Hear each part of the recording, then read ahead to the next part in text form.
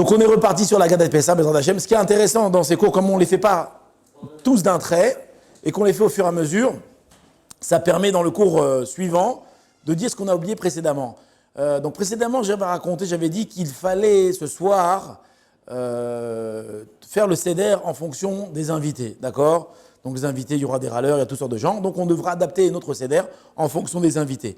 Malgré tout, l'essentiel, d'accord, de notre attention aussi on peut dire, attention sera portée sur les enfants. Ce soir, c'est la soirée des enfants, d'accord? Le soir de Pessah, 80% de notre temps et de nos forces et de nos commentaires, nos histoires seront sur les enfants. Pourquoi? C'est une très bonne question. Parce qu'on voit que plusieurs fois, le récit de la Haggadah de Pessah est lié aux enfants. Lorsque tes enfants te demanderont, d'accord? Il y a plusieurs passuks dans la Torah. Ici, je vous en ramène un ici rapidement. Il y a marqué Ki ishalcha et bincha, lorsqu'il te demandera ton fils. D'accord? Il y en a qui apprennent que la mitzvah de la Haggadah ne va être entraînée que si ton fils va te poser des questions, qu'il va te poser des questions. On voit aussi dans Parashat Vaera, ou j'ai un trou, c'est pas grave, où là-bas il y a marqué qu'une des raisons pour laquelle Akadosh Baruch Hu va envoyer 10 plaies sur les Égyptes, c'est afin qu'on puisse raconter à nos enfants. Donc on voit que ce soir-là, c'est une soirée qui est extrêmement portée sur les enfants. C'est la soirée où on va, Bezrat Hashem, transmettre la émouna à nos enfants. Le Rav Shach Alav Shalom, il raconte, d'accord, il raconter qu'il a raconté à son fils la Haggadah comme son père lui a raconté et comme le père de son père lui a raconté, comme le père de père lui a raconté, d'accord. Donc ce récit-là, c'est une transmission de génération en génération. Si chez nous, Pessah, c'est quelque chose de fort, alors Bezrat Hashem, on réussira à le transmettre à nos enfants, qui eux-mêmes réussiront à le transmettre à nos enfants. Donc on enchaîne directement dans la Haggadah. La première chose qu'on va faire dans la Haggadah, donc on va faire le kiddush, comme on a dit. Ensuite, on va faire uchatz, on va se laver les mains. Et ensuite, on va manger le karpas. C'est quoi le karpas? C'est un morceau de céleri. Entrez sans faire de bruit, messieurs. On va prendre un morceau de céleri, qu'on va tremper dans de l'eau salée. Comment on dit le céleri en hébreu? Comment on dit céleri en hébreu?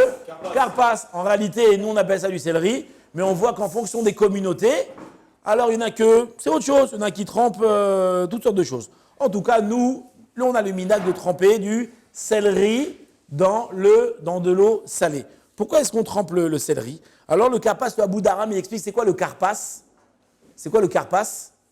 Comment on écrit karpas? Kaf, resh, pe, samer. Si on décortique le mot autrement, ça fait parer, samer. Parer, c'est quoi parer? C'est, non pas pérar, pérar c'est avec une fleur, c'est avec un het. Parer, c'est, avodat parer, c'est le labeur. Et donc on sait que les Bnei Israël en Égypte, ils ont travaillé avec labeur pendant 210 ans, d'accord, avec difficulté. Maintenant, combien ils étaient les Bnei Israël? Ils étaient 600 000. Donc parer, samer c'est 60. La labeur de 60. 60 quoi? 60, en français, on dit le joli mot qui s'appelle la myriade. C'est combien myriade? C'est 10 000. Donc 60 fois 10 000, 600 000. Donc c'était le labeur des 600 000 Bnei Israël. Une autre raison, car passe, c'est quoi? Ça fait allusion au passim. De quel passim on fait allusion? Vous savez que lorsque Yosef, contrairement à ses frères, il a reçu une cotonnette, il a reçu un habit qui était différent de ses frères. Oui, d'accord. Yaakov va donner un habit à tous ses frères, à tous ses enfants. Mais à Yosef, qu'est-ce qu'il va donner? Il va donner un habit un peu spécial. Il va avoir des passim. Il va avoir des passes, des bandes ici. Et ces bandes-là, c'est ça qui vont provoquer la jalousie, entre autres, qui vont provoquer la jalousie des frères de Yosef. Et c'est à cause de ça que les frères de Yosef vont décider de vendre Yosef. Et donc, Yosef va se trouver en Égypte. Et après que lui va être en Égypte, nous, on va atterrir aussi en Égypte. Donc, la cause de la galoute, la cause de cet exil égyptien, c'est à cause de quoi? À l'origine, c'est à cause des bandes qui avaient des passim, donc karpas, à cause des bandes qu'il y avait sur la cotonnette de Yosef. D'accord? Une autre raison pourquoi on mange le karpas, le Rabbi Yosef Chaim Sonnenfeld, un jour il était comme ça, assis à la table de Pessah, et d'un coup il s'arrêtait comme ça, et il a dit karpas, ce sont les rachetevot, comment on dit rachetevot en français? les initiales, Arskrochtri, je n'arrive pas à le dire, je m'excuse, d'un pasouk qu'on dit dans Shiratayam. C'est quoi le pasouk? Kol, sous, rechev, paro. Tous les chevaux attelés de Paro. Vous savez que Pharaon, il nous a poursuivis, d'accord, dans le désert. Et quand la mer s'est ouverte, il est rentré, on traverse la mer, et lui, il a traversé donc la mer aussi. Et tous les chevaux et Pharaon vont se noyer dans quoi? Dans la mer. D'accord? Et c'est quoi Karpas? C'est quoi Karpas? C'est les initiales, comme on l'a dit. Tous les chevaux attelés de Pharaon, ils vont se tremper, donc le Karpas, ils vont se noyer où ça? Dans la mer. Et la mer, c'est de l'eau quoi? De l'eau salée. De l'eau salée. C'est pour ça qu'on va tremper ce soir le Karpas dans de l'eau salée. Elle est belle celle-là. D'accord? Oh, il y a aussi un autre pied rouge qui dit pourquoi on trempe dans de l'eau salée. C'est par rapport le labeur, ce labeur que les enfants d'Israël, les bénis d'Israël, ils ont pleuré, les larmes, elles sont salées. D'accord? Donc c'est encore le lien de Karpas. Il y a plein de Inyan, et comme j'ai expliqué dans le cours précédent, vous n'étiez pas là messieurs, mais nos internautes étaient là, il ne faut pas trop s'allonger sur le début, d'accord? Parce que le soir du Seder, on a un grand Yetzirah, c'est qu'on va parler beaucoup au début, et à la fin on va bâcler. Donc on a dit rapidement quelques pirouchim, sont très jolis, sont mignons, pas trop s'allonger. On continue. Après le Karpas, qu'est-ce qu'on va faire? On va faire le Yachatz. Vous connaissez la chanson Kadesh, Uchatz, Karpas, Yachatz. Ça y est. Yachatz. On s'arrête au Yachatz, d'accord? Le Yachatz, qu'est-ce qu'on va faire? On va prendre la matzah du milieu et on va la couper en deux. Donc on a 3 matzot, le maître de cérémonie, ce qu'on appelle le MC. C'est quoi MC? Le milieu. Mais non, c'est le DJ, c'est le maître de cérémonie. Donc le maître de cérémonie aura face à lui 3 matzot, d'accord? Et il va prendre la matzah du milieu, il va la couper en forme de hé. C'est très difficile, un hé. D'accord? À savoir, comment on fait un hé? Un hé, c'est un dalet et c'est un yud. Vous voyez? Ça fait un hé. Enfin, vous voyez à l'envers, pardon. D'accord? Alors, comment on fait? Tout simplement. Donc, vous allez prendre la matzah et vous allez, ce sont les mekoubalim, ça. Et on va. Il y a un petit léché miroud à dire avant. Non, on fait comme ça, clac, clac, clac, clac. Oui, c'est sûr qu'il ne faut pas la casser comme ça, tu ne vas jamais y arriver. Si tu y arrives, t'es Mashiach. Enfin non, je plaisante. Enfin, on ne sait jamais s'il y arrive. D'accord? Donc tu vas prendre ta matzah et tu vas tac, tac, tac, tac, tac, tac, tac, la couper. La grande partie, ça va être le yud. Et la plus petite partie, donc en haut, ça va être le dalet. D'accord? Donc on casse comme ça, tac, tac, tac, tac, tac, tac, tac. Et ensuite, on va cacher donc la partie qui est le vav, d'accord? Le vav, le hé, le yud, on va la cacher pour la ficomane. Donc la ficomane, on a dit, qu'est-ce qu'on fait? Alors en général, chez nous, on a une belle petite pochette très jolie, dessinée à la ficomane. En général, les enfants, quand ils ont été au Talmud Torah, vous avez fait ça quand vous étiez petits toi aussi? D'accord, les petits-enfants, quand ils viennent au Talmud Torah ou ils viennent du GAN, ils amènent une petite pochette où on met dedans la ficomane. Donc on met la ficomane et à qui on va confier la garde de la ficomane? Dans certaines familles, on dit, comme on a dit, que les enfants volent la ficomane. Ah bah, Chaz v'Shalom, chez nous, on ne vole pas, nous, on n'est pas des voleurs. Non, pas du tout. On va donner aux enfants la ficomane à garder. Et on va dire aux enfants, voilà, tu gardes la ficomane et tu me le rendras à la fin. Et si tu me le rends à la fin, eh ben, tu recevras un cadeau ce soir même, Bezrat Hashem.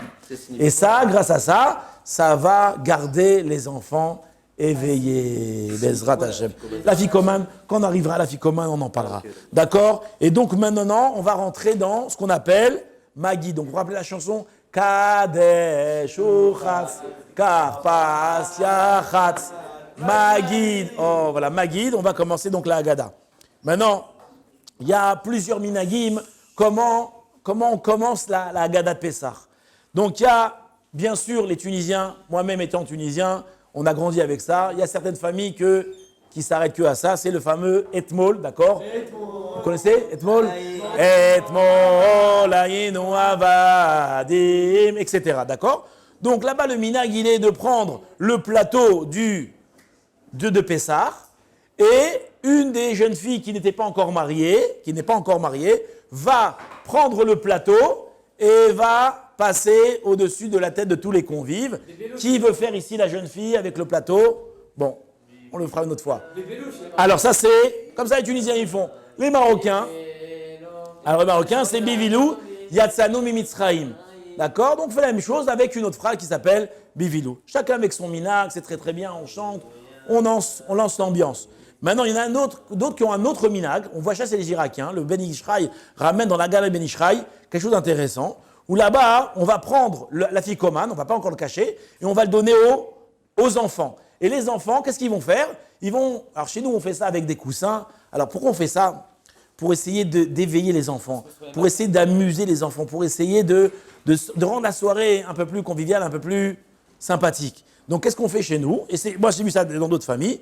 Donc chacun il va prendre des coussins, ils vont prendre des choses, et la ficomane, et ils vont sortir de la maison. Ils sortent de la maison, et donc toute la famille attend là, et on entend toc toc toc. Qui c'est qui tape à la maison? Qui c'est qui tape à la maison? On va leur entrer, et on voit donc des petits-enfants entrer avec une charge comme ça. Et on dit à ces gens-là, mais qui êtes-vous? Vous êtes des Bnei Israël? Oui, mais d'où venez-vous? Alors ils répondent, d'Égypte. Et où est-ce que vous allez? Nous allons à Jérusalem. Et qu'est-ce que vous transportez? Alors ils transportent la marsa du afikoman, la ficomane, la matzah. Et là on chante les Shana Abba, Beirushalayim Abnouya. Donc c'est quelque chose qui donne aux enfants un petit entrain pour les motiver. D'accord? Bon, après on va commencer réellement la Haggadah de Pessah. Maintenant vous savez que le méchant, c'est qui le méchant en Égypte? Comment il s'appelait? Paro. Paro, ce sont les lettres de Péra. Péra, c'est quoi? La bouche mauvaise. Paro, c'était un homme mauvais, d'accord, qui avait une bouche mauvaise. Nous, ce soir, nous allons faire son tikkun, d'accord? Une des raisons pourquoi il y avait la galoute, vous savez pourquoi il y avait la galoute? Moshe Rabbeinu, lorsqu'il va tuer l'Égyptien, d'accord, le lendemain, il va voir un juif frapper un autre juif. Et cet autre juif, c'était qui? C'était Datan et Aviram. Datan, il va dire, ah, tu veux me tuer comme tu as tué l'Égyptien? Et là, Moshe, il va dire, ah, j'ai compris, je comprends pourquoi ils sont en galoute. Parce qu'il y a parmi eux des délateurs. D'accord? Délateur, c'est la faute de la bouche. D'accord? Donc, une des fautes du Ham Israël qu'il y avait en Égypte, c'était la délation. Et donc, nous allons faire, nous, ce soir, le tikkun de ce pharaon-là qui avait la bouche mauvaise, Péra. Et qu'est-ce qu'on va faire ce soir, messieurs? On va faire Pessah. C'est quoi Pessah? La bouche, elle raconte. Et donc, nous allons raconter. C'est pour ça qu'il y a marqué dans le Kaf HaHaïm, là-bas, que le soir de Pessah, il est interdit de discuter, interdit de parler. Depuis le début de la Haggadah jusqu'à la fin, on n'a pas le droit de discuter des divrei chol. D'accord? Il y a plein d'invités, c'est très sympathique. Ouais, divrei chol, bien sûr, tout ce qui est Haggadah, on peut parler autant qu'on veut. Au contraire, il y a marqué Kol amarbe les saper arezé meshubar, tout celui qui va beaucoup raconter, oh, l'huile est de noulange. Donc parlez tant que vous voulez, mais s'il y a le beau-frère, la belle-sœur qui est arrivée, commencez pas les possessions, tu as acheté une nouvelle voiture, tu as changé de travail, c'est pas ça. Le soir de Pessah, il faut parler des divrei Torah. D'accord, plus que ça, ce soir-là, c'est un soir exceptionnel. Il y a marqué dans le Zohar que le soir de Pessah, Hachem, il dit à ses anges, il dit les anges, allez dans les maisons d'Israël, allez écouter ma louange. Et donc tous les anges du ciel descendent dans les maisons juives et pour écouter que les louanges que le Ham Israël fait de son Créateur. D'accord, donc si ce soir-là, on raconte toutes les bêtises de l'actualité, toutes les inutilités de la vie courante, alors ce soir, les anges ils vont monter à Hachem, il dit qu'est-ce qu'ils ont raconté? Ils ont raconté. L'autre il a raconté qu'il a acheté une nouvelle Renault Clio, et l'autre il a raconté qu'il a changé de travail. C'est ça la louange d'Hachem? Pas du tout. La louange d'Hachem, c'est comment Akash Baruch Hu, il nous a pris d'Égypte, il nous a sortis d'Égypte, il a fait beaucoup de miracles, etc., etc. D'accord? Donc on doit faire très attention ce soir-là, parce que les anges vont rapporter nos paroles. Bezrat Hachem, et très prochainement, la suite.